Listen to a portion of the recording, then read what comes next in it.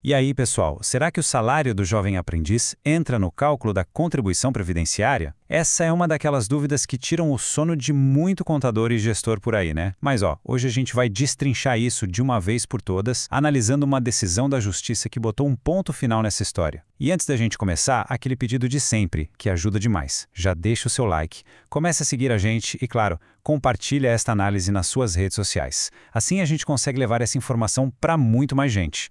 Beleza, então, vamos mergulhar nesse caso. Olha só, o nosso roteiro de hoje é quase uma investigação. Primeiro, a gente vai entender o dilema, o que gerou toda a confusão. Depois, vamos ouvir os dois lados, o que a empresa alegou e o que a Receita Federal respondeu. Aí vem o ponto alto, a decisão final do STJ. E para fechar, a gente resume a regra definitiva, que todo mundo precisa seguir. Preparados? Então, bora lá!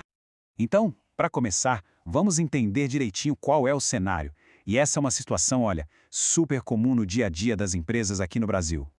E não é algo opcional, não. A lei, mais especificamente o artigo 429 da CLT, é bem clara. Empresas de um certo porte precisam ter entre 5% e 15% de aprendizes no seu quadro de funcionários. É uma regra do jogo, e é justamente aí que a polêmica começa.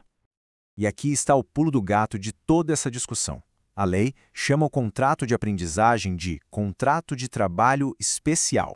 Guarde bem essa expressão, especial, porque foi a briga para definir o que isso realmente significa que colocou a empresa e a Receita em lados opostos. E aí vem a pergunta de US$ 1 milhão. A grana paga para esses aprendizes entra na base de cálculo das contribuições para a Previdência? A gente está falando da contribuição previdenciária patronal, a CPP, do risco ambiental do trabalho, o GILRAT, entre outras. Afinal, a empresa tem que pagar esses encargos em cima do salário do aprendiz ou não?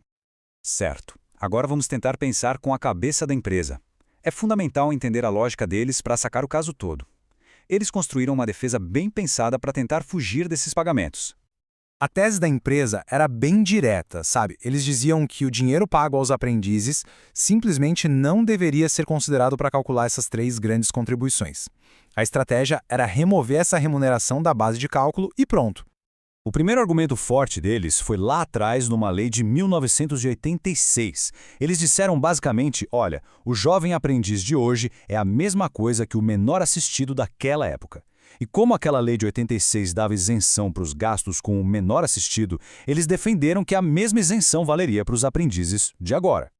O segundo argumento era mais técnico. Eles tentaram dizer que o aprendiz não é um segurado empregado comum, aquele que a empresa é obrigada a recolher a contribuição. Segundo eles, o aprendiz seria um segurado facultativo, tipo um estudante que pode escolher se quer contribuir ou não. Se essa ideia colasse, a responsabilidade de pagar já não seria mais da empresa. Agora, do outro lado do ringue, a Receita Federal chegou com uma resposta bem firme, com uma visão completamente diferente da história. A defesa do fisco foi toda montada para derrubar a tese da empresa, com uma interpretação bem mais atual da legislação. E por falar nisso, se essa implicação está sendo útil, que tal compartilhar com os amigos ou nas suas redes sociais? Isso ajuda demais a gente a desenvolver mais materiais como este. Fica a dica. E este ponto aqui ilustra perfeitamente o conflito. A instrução oficial da Receita de 2009 é taxativa. O aprendiz deve contribuir, sim, como segurado empregado. Ou seja, é obrigatório, preto no branco, sem deixar espaço para interpretação. Então, olha o impasse que se formou. De um lado, uma lei antiga. Do outro, uma instrução mais recente. Um choque direto de entendimentos.